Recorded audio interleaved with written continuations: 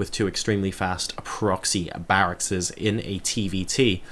We'll see what this one brings to the table. Game number 1 on Deadwing. This is a TVP.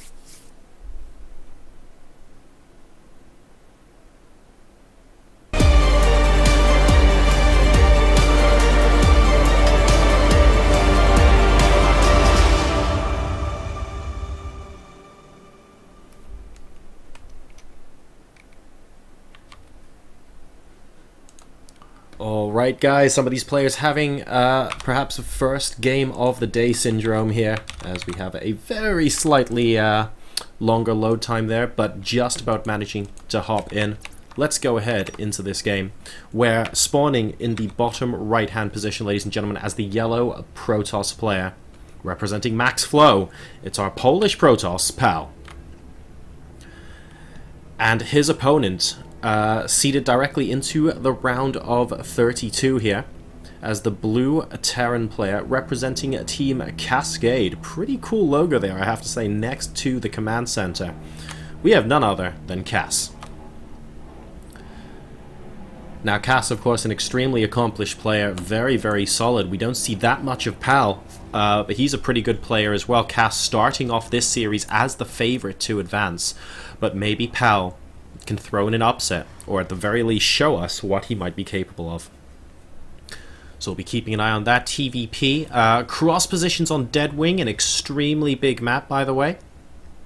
This rush distance is quite substantial, and that's just moving out towards the middle there.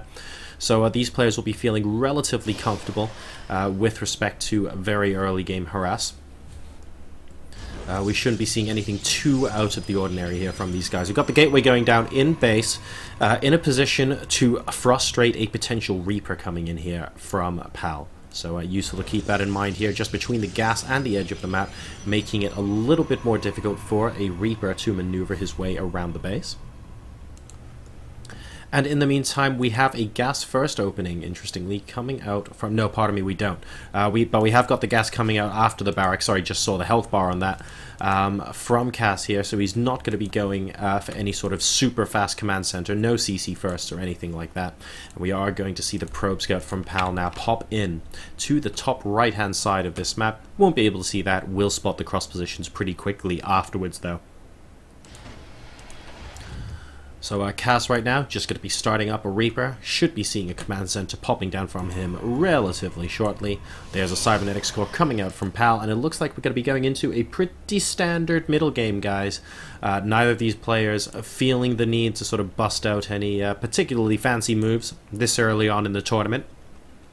Pal just trying to play his best. So is Cass at the moment, but perhaps just warming himself up, staying steady for the later rounds. Cass, of course, is renowned as being an incredibly solid player as well. Just very, very steady on his builds, on his macro. So we'll be keeping an eye out for that. We see Sneaky Pro, by the way, has moved into this location very, very close to the natural expansion. Out of sight of anything else. He's going to be able to pop in here, spot the expansion's gone down. Will the SCV see it? The SCV does see it, and the probe moves out of vision, but... well, I think Cass sees that it's there because we actually got a right-click on the ground there. So I wonder if that's a potential location. Yeah, it is, for additional units coming out of the barracks. So he knows that's coming. We're going up to 3 barracks now, from a Terran perspective. Meanwhile, on the Protossy side of the map here, still hasn't been scouted by Cass, but will be shortly. We have the Nexus coming down now, and the Militia Corps is going to be able to...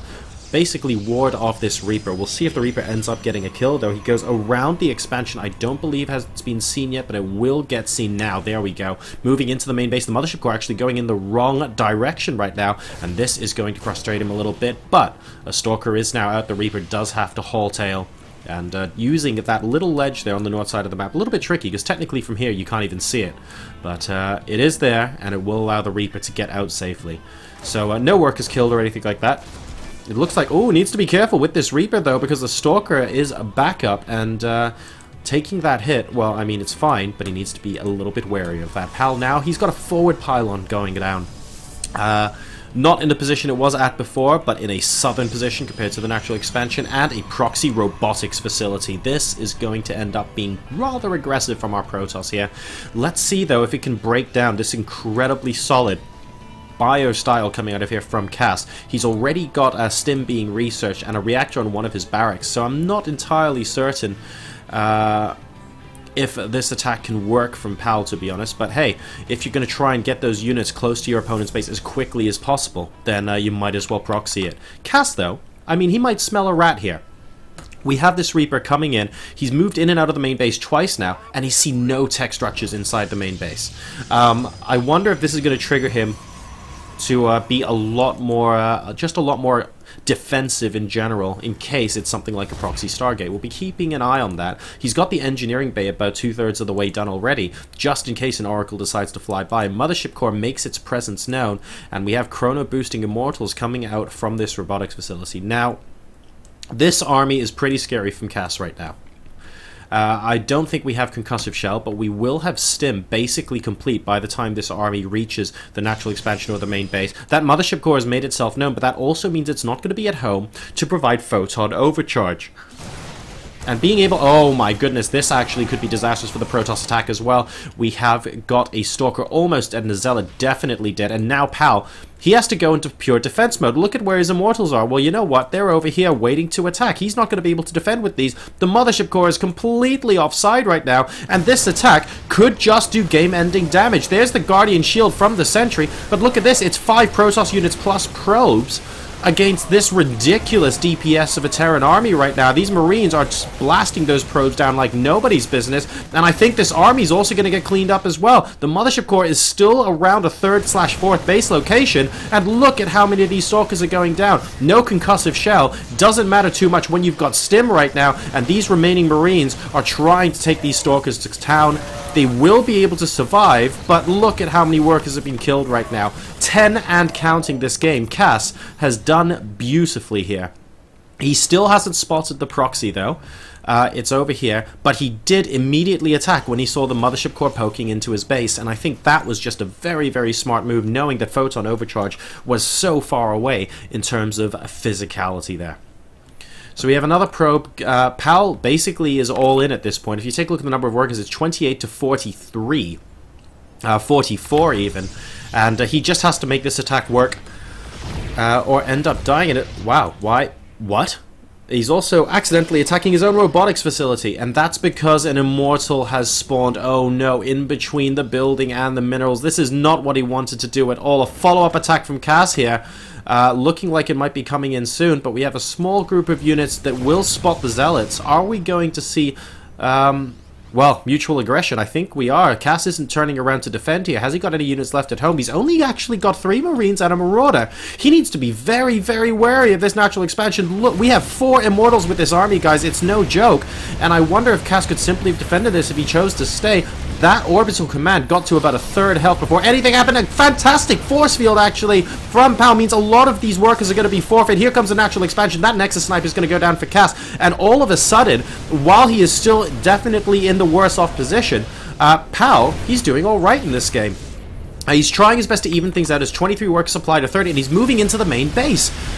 Ooh, excellent Widow. Oh my god, that Widowmine hit was disgusting. 2 sentries, basically a Stalker and an Immortal going down, and I think that might be enough to blunt this attack.